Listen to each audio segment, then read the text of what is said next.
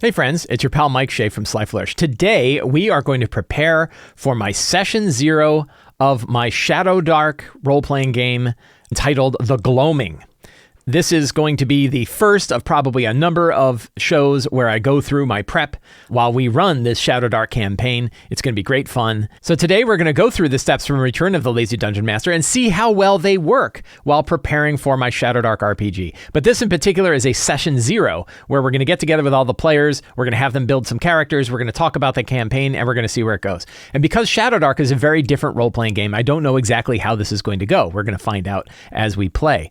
This show, like all the work of Sly Flourish, is brought to you by the patrons of Sly Flourish. If you enjoy this show and you like the work that I do, the best way to help support me is by becoming a patron of Sly Flourish. You can find a link down in the show notes below. Patrons get access to all kinds of great stuff: the City of Arches sourcebook, Uncovered Secrets Volume 1 and 2, a dedicated Discord server, a monthly Q&A, and a whole lot more. It's a great way to support me. And to the patrons of Sly Flourish, thank you so much for your support. So we're going to do a couple things today. One is we're going to set up a new campaign notebook so that I'm kind of got that settled. We're going to take a look at the campaign one-pager that I put together, which it's like a session 0 one-pager for this particular campaign. And then we're going to kind of plan that out a little bit because I don't think it's going to take terribly long to do like character creation stuff, which means we'll probably have a little bit of an adventure today. So I want to have enough of an adventure today that we can sort of explore the system, play it, see our characters work, and maybe get a little bit more familiar with the rules for Shadowdark while we figure this out.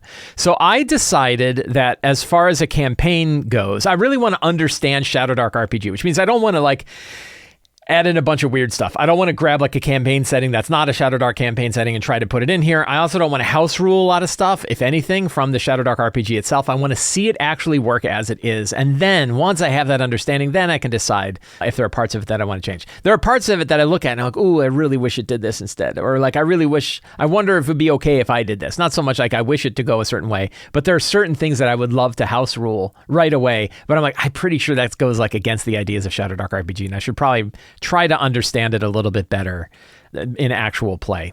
The big one for that is like starting hit points, but we'll talk more about that.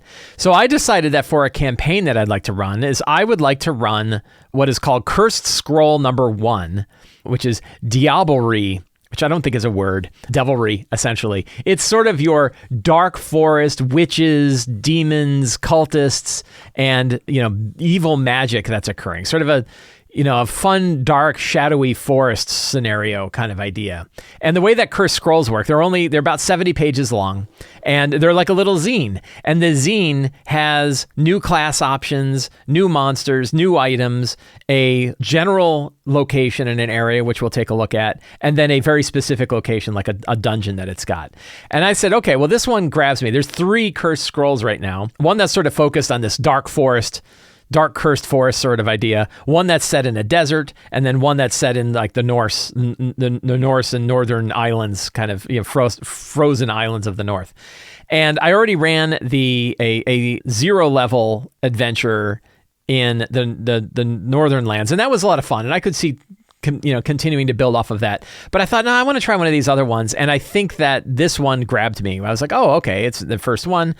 It looks really good. Yeah, Lord Bard calls it folk horror, and I think that fits. I think folk horror is a good theme for it. So we're gonna look through that. Here's an example. This is the hex crawl map that it's got, a bunch of different locations that it's got. So this is fun, but only one of these locations is really filled out in any detail. The rest of it, you kind of bring your own adventures to it, which I think is really interesting. I was talking to my wife this morning about it, and one of the things I think is very interesting about Cursed Scroll is like, it really is right up on the edge of not having enough information to really help you. But I think it has I think Kelsey really aimed this at like just giving you exactly what you need and not one word more, which is a real stark contrast from a lot of like campaign adventures that you find.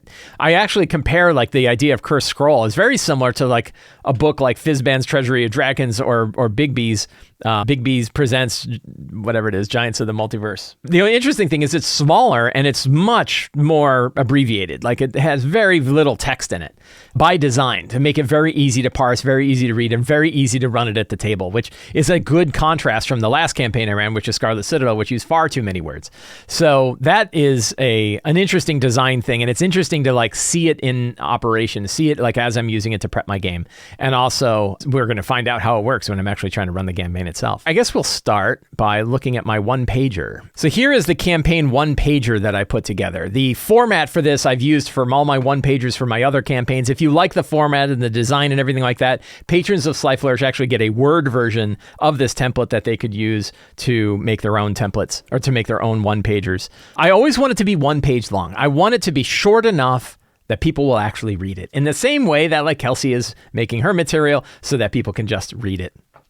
But I wanted to have enough information to give players a good understanding of what kind of campaign we're going to have. And the Gloaming, so I'm calling this campaign the Gloaming. That's sort of the name of the location in this Cursed Scroll calls it like, the Gloaming. And I basically took this straight text, the ancient forest where black trees tower over the mossy standing stones and mist-addled bogs. Here, fragile bastions of mankind cluster behind torchlit palisades and pray for deliverance from the demons that hatch from the forest-cursed marrow trees. The knights of St. Yidris range out of their deepwood conclave to wage a losing war against these demons and their servants. And then it has one last line. The Knights' leader, Inquisitor Justina Morven, suspects a traitor in their ranks. I didn't put that in because I'm like, that might be a fun thing to put in later. But the whole rest of that paragraph, I think, is a really good general understanding of what you're going to get. So I just said, I'm going to throw that right in there. And as you can see, it's right in my first paragraph. Then I wanted to have a few of these truths. These ideas are like, what are the things that everybody generally knows about this forest? And again, enough to kind of seed interest in the players for what kind of characters they might want to have or what motivations they have. So the Gloaming is a forest filled with ancient ruins, forgotten magic, foul demons, fae, and demigods walk among the ruins of the forest. I think that's cool. The Knights of St. Yidris curse themselves so they might better battle the demons of the forest. They live secluded in the Greywall Priory. The woodland village of Wardenwood consists of a few dozen sagging thatched huts surrounding a stone well. 80 woodcutters and trappers live here with their families. Many villagers have recently become sick and are tended to by the medicine woman Drusilla, who lives west of the village. 300 fisherfolk live in a motte and bailey hold where the river meets the bog. A palisade surrounds the village. The village is recovering from an attack by demons who breached the palisade and slew 20 souls. The villagers shun the ruins of Bittermold Keep, an abandoned castle keep with tattered crimson banners that flap atop its collapsing battlements. So just a few little bits of interest, a couple of different locations, couple different towns that they could deal with or learn about, and just a touch of the situations that are going on. It took me a little bit of work to come up with those truths because, again, the material itself is so sparse that I'm already having to add stuff in. And you're going to see today during the prep that we're going to add in like a little bit of, there's no history. One thing that I would have loved is a little bit of history of the place. Like who put the standing stones there? Why are they there? What did they come from? I can certainly do all of that. I can certainly add my own questions about what the standing stones are, what the history is. But now that's stuff I have to do. It'd have been nice if there was, again, a paragraph that is as long as the one about the Gloaming that just talks about the history of the location around it. Instead, I'm going to have to like kind of pluck and say, well, what was Bittermold Keep before it became known as Bittermold Keep? Who put the standing stones here? What are the relations and factions? Those are things that I need to kind of figure out. Embracing the Shadowdark. So because we're playing a brand new system, I wanted to have a paragraph or two that helped the players understand what the game is about. Because already I had players who were like, well, can't we just do 4d6, drop the lowest and put them in whatever order we want? Because I want to play a particular class. And like, that's not how Shadowdark works. That is not the style of game how it works. So I start off, it is not a high fantasy game. It is a grim fantasy game. Characters can die often. No character is special. No character is above the strength and power of the others in the world. The world challenges your wits, not your natural abilities. The game is swingy. You may have 5 hit points at level 3. You may have a charisma score of 4. Not +4, actually 4. You may often roll for a new character. You often roll for new character abilities. Character empowerment comes from how you face the challenges of the world, not your character's special abilities. Hang on to those torches, check those shadowy corners, preserve your food, count those arrows. On the edge of your torchlight, every being of darkness waits to feast on your bones. I think that's a pretty good, like, hey, this is what... this is how to get your head around what Shadowdark is. This is different than 5e, right? And I'm going to try hard that I'm not going to be a dick, right? As a GM, I'm not going to be a dick, but it's going to be pretty hard. So your character in the Gloaming, I still think that these paragraphs, even for a game that's as lightweight as this, even for one that's kind of as focused around old school sensibilities, I still think that there's a good reason to have motivation. I don't think that necessarily just hunting for treasure is the best motivation. I think there's like a few different motivations that we want to sort of pick on. And treasure hunting can certainly be one of them. Your character in Gloaming, while others in the Gloaming have mostly succumbed to their grim existence, you seek something else. Maybe it's a way out. Maybe it's to channel your anger towards the shapeless horrors of the wood. Maybe it's the escapist reward of a shining gold coin. Above all, alongside your companions, you seek to end the evils of this accursed wood. So I think that that's something I want to drop in to make sure that all the players have a good, clear motivation for delving into the holes in the world and facing the evils that are in there. Maybe it's that they need to hunt treasure so they can get the hell out of this place or build it into something more. Maybe it's to actually destroy the evils lurking in the darkness. Maybe it's to try to make the wood back to the way it used to be centuries ago. But a clear motivation, and one in which they want to travel with the characters. We don't want any edgelordy sort of, oh, well, my guy doesn't really like the other characters. He's just sort of hanging out there, but he's probably just waiting for his moment to steal everything. Nope. I don't want it no matter what game I'm playing. Don't need that. Character creation guidelines. Campaign uses the characters built with Shadowdark RPG Core Book or the Shadowdark RPG Free Quick Start Guide, so that way they can get the free rules if they want them. You can also use subclasses from Cursed Scroll Book 1, including the Cursed Knight of St. Yidris, the Witch, and the Warlock. Do not read past page 39. Because that's all DM's focus stuff. Characters begin at first level. We'll generate characters and roll for abilities during our session 0. Do not roll your character up ahead of time, and do not fall in love with your character idea, because you're going to die. For this campaign, I recommend a pencil and paper character sheet and physical dice at your table. Let's actually use a real, advice. I have my same pause for a minute during the campaign at any time. A player or the GM can say pause for a minute to stop the current conversation, break character, and address the situation. This can be used from anything from I really don't like this thing that's happening in the game to I don't understand why we're in this dungeon. Use it freely to clarify the direction of the game and address any concerns. And then we have content lines and veils. Campaign contains following subject matter: body horror, psychological horror, grim lives, hopeless existence, death, lots of death. Campaign contains the following material veiled off screen and only conducted by villains: torture, bondage, and slavery. The campaign will not have any of the following: non-consensual sexual contact or harassment, player-initiated torture, player-initiated racism, violence towards animals. We got to say domesticated animals because wolves are okay. Mean wolves are okay. Player-initiated racism. Do I have violence towards animals? No, violence towards children, misogyny, transphobia, or homophobia. Not in this campaign. Characters in this campaign work together to defeat the shadows of the darkness. Characters will not steal from or fight with one another. You seek the fellowship of your companions to face the shadows and the darkness together. Again, just facing that edgelord stuff. Now, this is a group I've played with. We have one new member of the group who's coming in, but everybody else we've played together, and this has not been a problem in the past. But I like to always make sure that that's clarified in every one of the one-pagers that I do. So that is my one-page summary for the Gloaming. I think it does a pretty good job of capturing what this adventure is about. And I think it'll be fun to watch the characters build. Now, I think like building characters is going to be so fast. Now, like I think once we kind of talk through this, we're going to have like an understanding of the rules a bit, talk a little bit more about the rules, talk about, the fact that this is not an optimize-y, min-maxy game, that you can't really, there's so much that's swingy. So, so I think that that's something we're going to want to figure out. And then I think we're going to kind of get into it. I think we're going to start. So what I'd like to have prepared today is maybe an outline of what we're going to cover in our session 0. And then I want to have a short adventure. And maybe it's just the beginning of one, but I want to have like a short adventure just to kind of get us started and feel like that's getting fired up. We are going to start by creating a new campaign notebook.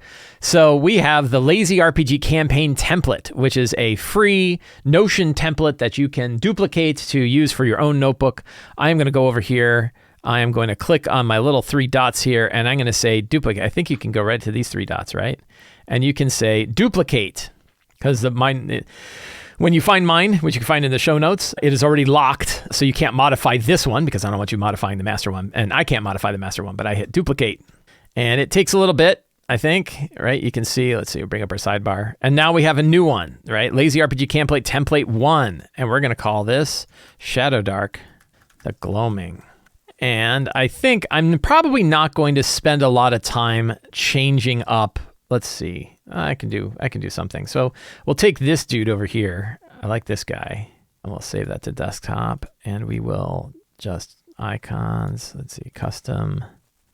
Upload. Desktop. There we go. And I like the DM screen here. We're not going to buy it because I'm going to have to change all this stuff anyway. But that way, at least I have a unique icon for it. When I go over here, I can see my Shadowdark icon, and we're going to move that up to there. So now I have a Shadowdark, the Gloaming. So all of this text here is instructions on how to use the template. I don't need the instructions because I wrote it. So we're just going to delete all this stuff. And I don't really even need the header. And let's see what we can remove this. Whoops. And I don't need my Forge of Foes monster stats because that's for 5e. So I think the rest of this, I haven't been doing like villains and items, so I'm going to kill those too. It's just NPCs, characters, NPCs, locations, the database, the old session notes. I have a dice roller in here. I don't really need it. I'm going to kill that. And I can kill the change log and stuff, which talked about what has changed over the years. I can get rid of that too. So I have a nice clean notebook ready to go. Now, characters, I probably don't need, I have all of this kind of stuff in here, but I don't think I'm going to need this. So we can actually delete and just put bullets down because they're going to die so fast. And I also don't think I need to keep track of any of their stats like passive perceptions or anything like that. I probably will have character pages though. So underneath here, I will end up creating character page for each of those characters. But I don't need to have a special database for it. We have the campaign one pager, and I am just going to upload that. Choose a file. So I don't need to worry about any of this stuff because that's all in that page. Campaign inspiration, that's something I wish I had added. I would say that some of my inspiration, The Ritual, movie on Netflix, The Witch, which is a movie on Netflix. There's a couple of other good creepy one. What was the one about like it was a bunch of like Romani who got wiped out by a English lord, and then the curse of the Romani, they came and like hunted down all the English lord people, and it was a cool Brotherhood of the Wolf. That's a pretty good one. What's the Sean Connery movie about bad evil texts, evil books? Name of the Rose? Ah, damn. Yeah, I wish there was another movie I watched on Netflix and I really liked it. I'll have to go look it up. So I don't need the rest of this though. So the outline of the session 0. First is go over the one pager. Second is character creation. Initial character creation. Third is digging into the rules of Shadowdark. And then an initial scenario. And it's that last one that I need to spend a little time figuring out. So I think that is pretty good. Apostle. Was Apostle? I can't remember if it's Apostle. I think Apostle was one that I saw. But there was another one. And it was really grim and gory. And this English family had like Romani people that were living on their land and they didn't want them there. So they ended up hiring a bunch of like mercenaries to come and kill them all. And they like crucified one guy, and then like that guy kept coming back from the dead, and it was cool. It was really grim. I liked it. So it's really that initial scenario, which is almost like the level 0 one. I basically want to just, have them together. And I guess when we kind of, talk about our character creation, we probably want a little bit of like, how did the characters get together? How did the characters get together? And then have them at one of the locations. And so we're going to go over to Curse Scroll, and we have all of these locations here. So we got our little map in the lower right that we can reference. And then we have the actual areas of the gloaming. So I like these rumors are actually pretty useful. These are some good secrets and clues. And we're just going to steal them. And we're going to throw them right in. And we're going to go to Shadowdark. And we're going to generate a new... So let's actually edit the template, which is always worth doing. So like first thing we're going to do is, I think we're going to just yank this section, and then we'll have the review the characters. We'll link back to the character page. Strong start. Oh, this is the template. Yeah, so don't fill this part out, but we get rid of the instructions. We have our scenes. We have our secrets and clues. We can get rid of all the instructions out of here because we don't need it. We can delete that. We can delete that. We'll keep our locations, NPCs. This has our new sort of like active NPCs. Monsters. This one's really going to just be a list. And is there a lazy encounter benchmark for this? Kinda. We're going to hang on to that. We don't need the database. Treasure, we're going to use the book, so we can get rid of that. And scratch pad, we don't need the initiative scratch pad. Session notes, let's see. We'll keep our session notes. So pretty thin. And now we have our template. So now we're going to generate a new, we can delete this one. And we can generate a new one. And this is for the Gloaming. Actually, that's one thing I need to change in the template too. There. That way it's all set for me to be able to generate a new template and pop in the name and off we go. So locations, right off the bat, when we can get rid of this guy and we can have the Gloaming and we can drop the image right in there. So we have our, let's see, does that expand out to the width? Yeah, it does.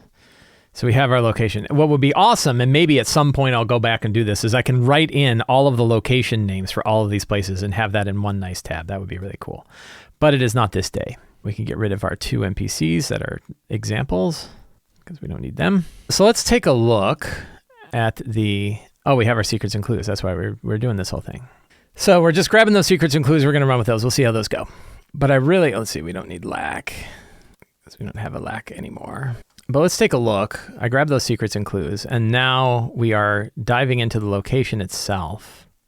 And I want to start them off at a place. I think like right off the bat, we just want to have like a dungeon that they can explore. So here's your pontification for the day, which gets to the question of what's the bare minimum we need to actually run an adventure, right? An RPG, as some will refer to it, an F20 adventure, a fantasy D20 adventure.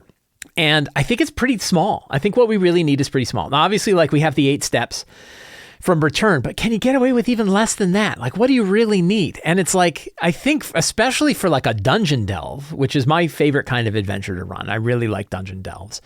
What you really need primarily is a hook for the characters to go there, a reason for the characters to go to this dungeon. You need to have a map of the dungeon so that you can see what it actually looks like and have an idea of its layout and its rooms. And you need to have an idea of what are in those locations, what actually exists in that map. Some monsters, right? Some critters to fight. And whatever the goal is, whatever that intention is of like why the characters need to go there.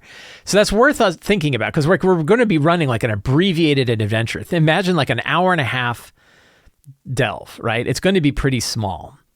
This is all the stuff that's in the book. We have the witch class and the warlock class, titles, patrons. These patrons are important. So I'm going to grab this because these are the lore that is sitting upon this world. These are like the 6 entities that exist in this world.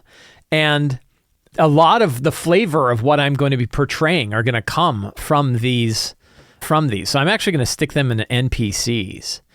And I'm going to call them, the gods of the Gloaming, they're not really gods, but whatever. We don't care.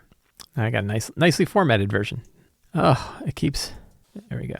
So I have these main entities, and actually we can put numbers next to them so I can roll a die and come up with one of these. I'm probably going to end up making monuments and stuff like this out of these entities.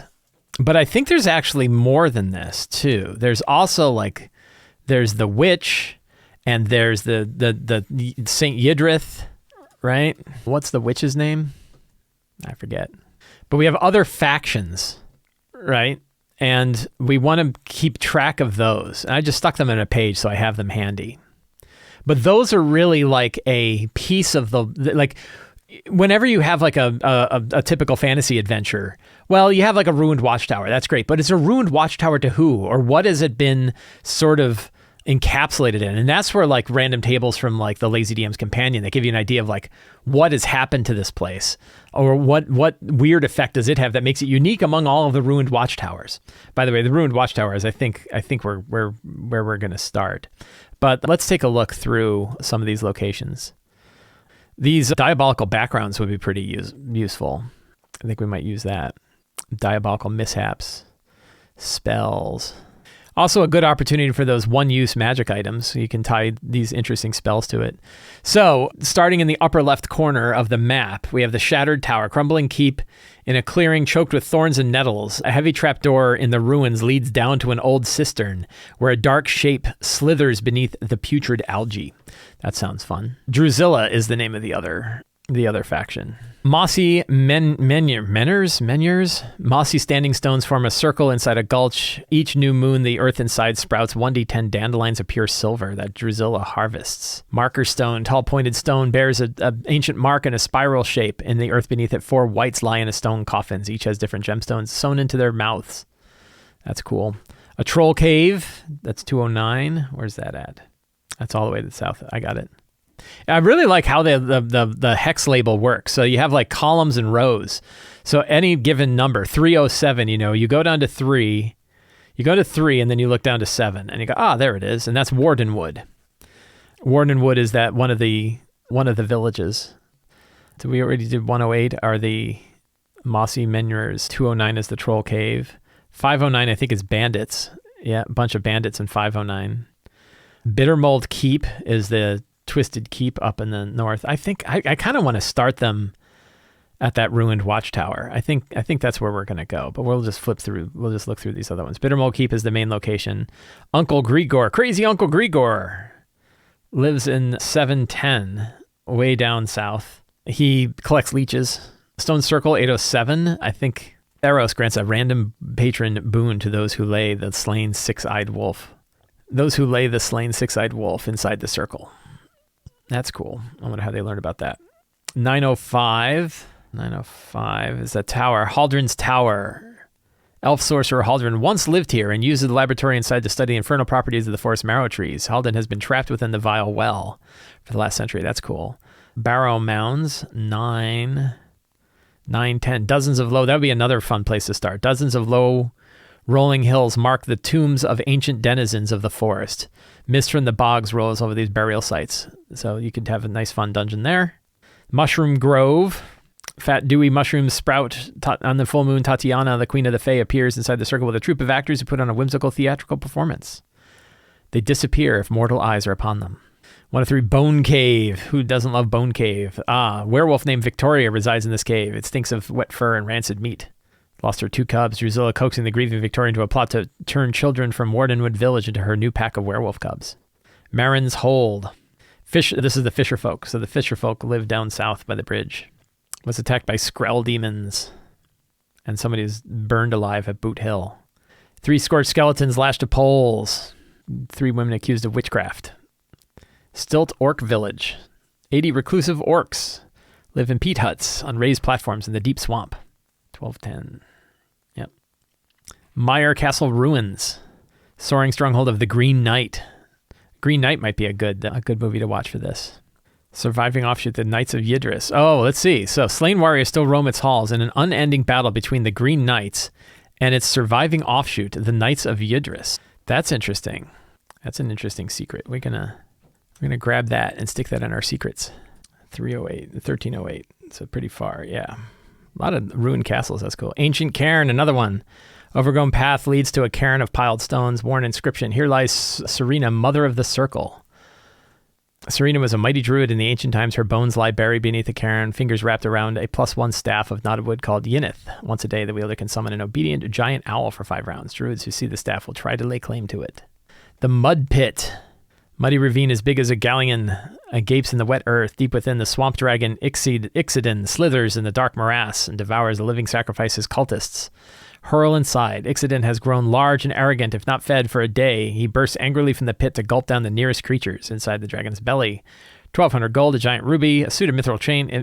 He swallowed all that. He's like the shark from Jaws. He's got like a license plate from Florida. Wand of Moonbeam that any spellcaster can wield.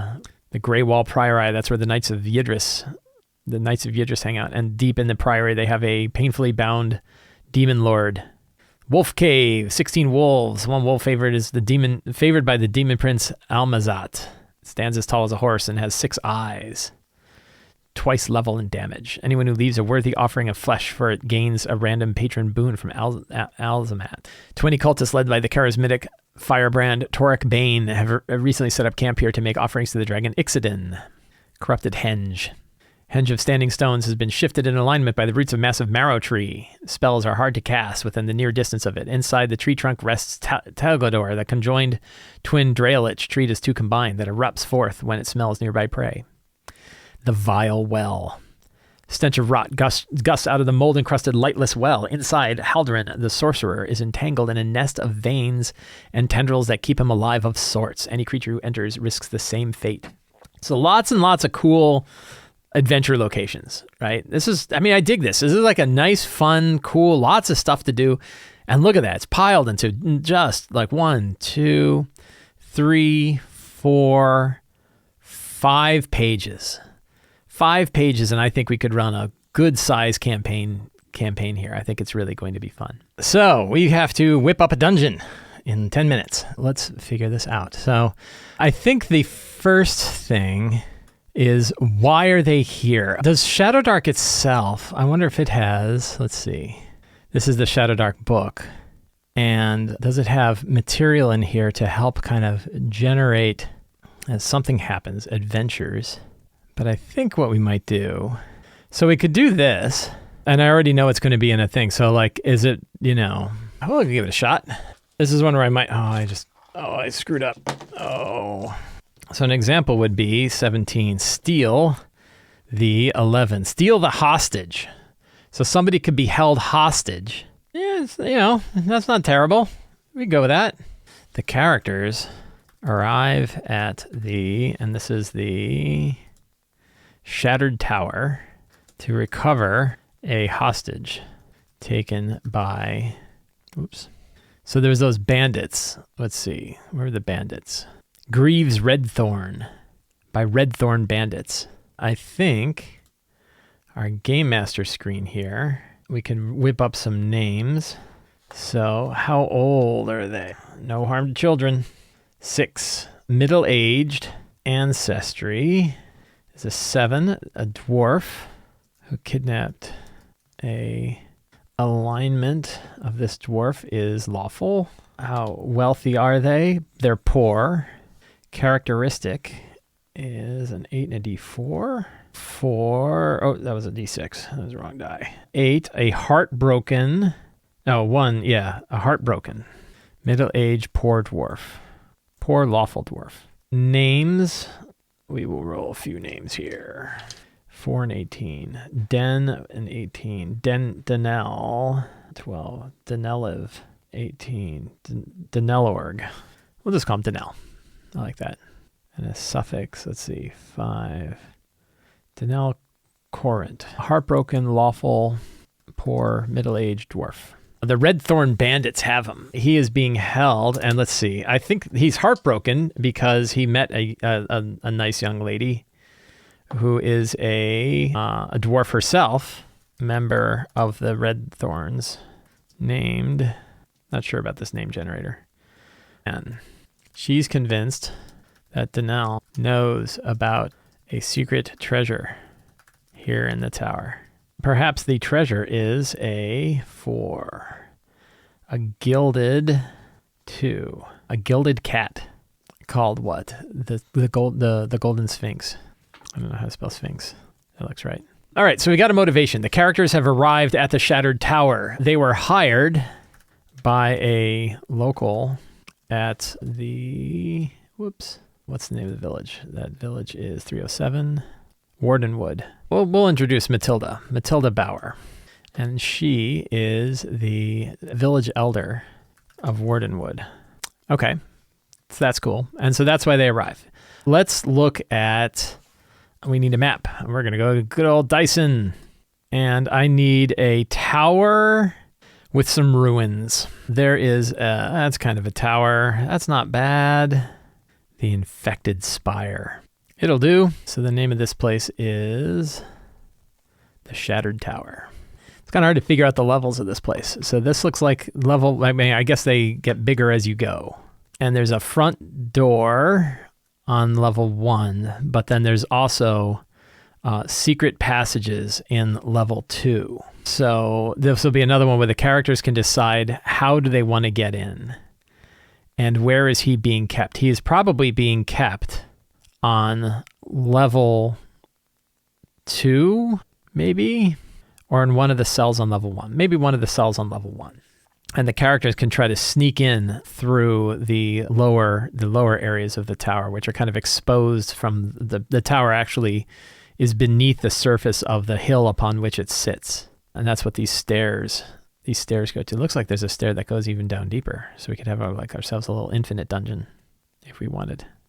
Let's see. This stair goes up here. This stair goes up here. And then that stair. Yeah, that makes sense. Okay. So we got a map. We can figure that out. Then we need creatures in the tower. We will start by taking a look at creatures that are in this cursed scroll. Those are, did I hose this up? Those are spells. These are locations. Here we go, monsters. Bitter mold, halfling with a distant gaze, black veins around his lips. Gordok Brieg. That's kind of fun. Bogthorn. I think these are creatures from the Muglubdub.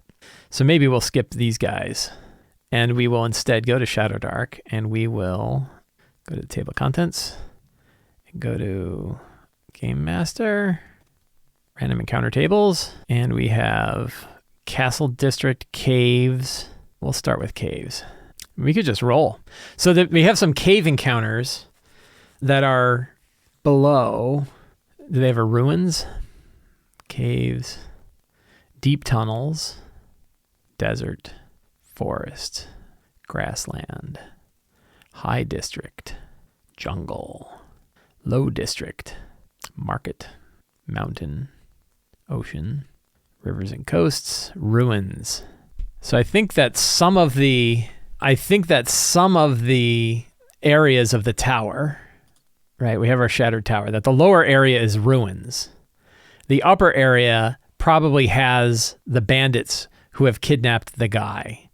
Would there be anything else up there? I mean, we could actually have another encounter. You could, for fun, roll another encounter, and then the bandits could be dealing with another one. That might be kind of interesting. That gives sort of an interesting path. But we'll say lower levels. Let's see. Go to my shattered thing here. So lower levels have ruin encounters in them. Upper levels have, and then how many bandits are there? 2d6 bandits? Because it's just a small number of bandits. More than that. We're going to say that there's 9 total bandits. But there could also, we could shake this up. What did we have? It wasn't ruins. What was the other encounter type we had? Caves. Although low district might work too. Well, this is really meant to be a city. So I think we could have another ruin encounter that the bandits are dealing with. Like what would be an example? We'll roll D100 and see. 97. Minotaur guides the wandering merchant on a path. I don't know what that means. Who's the wandering merchant? I don't know that a minotaur would be down here. Let's try rolling again. 61. Goblin scavengers barter and trade for odd trinkets. That might be fun. 1, 4, 8 goblins. So there's some goblins that have kind of snuck into the place too. And the bandits are dealing with the goblins, and that could go south. I'd like one other sort of a hostile thing going on. 68. Swarm of spiders. Yeah. Okay. Yeah, so I've got some stuff here. I think I've got enough for them to kind of figure out what they want to do and where they want to go. The lower levels have ruins encounter. Let's just roll another. Let's do caves. Do they have caves? 53. 1d6 ettercaps affix thin lines of webbing across the passage. I like that. How many ettercaps is that? 6 ettercaps. Woo. That might be a little hard. Let's throw another. I like that. That's fun. What else might be going down the caves? 82. Binkin and Bobbin, twin halflings, tumble into the room. That's fun. 54. Sharp stalactites fall with even the slightest vibration. Fun. I think that serves me pretty well. Do I feel totally prepared? No, I don't. But, I'm sure it'll be fine. Between kind of figuring out the rules and figuring out what's going on, I've got enough of an initial start. I've got a that they're at that they're at a tower. It's an old ruined tower. And I've got a storyline that's going on there, and I've got a handful, and I can always roll more encounters as we go. So I think that I am all set. So I want to thank everybody for hanging out with me today while I prepared for my Shadowdark Session 0. If you enjoyed this show and you want more stuff from me, the best way to see all of the work that I do is to subscribe to the Sly Flourish newsletter. It's absolutely free to sign up. There is a link in the show notes. You get a free adventure generator PDF and a weekly RPG-related article that has links to all of the other things that I do for podcasts and videos and tips and other things that I publish elsewhere. You can also pick up any of my books at the Sly Flourish bookstore, and you can subscribe to my Patreon at patreon.com/SlyFlourish. Links for all of those are in the show notes below. Thank you all very much. Have a great day, and get out there and play a role-playing game.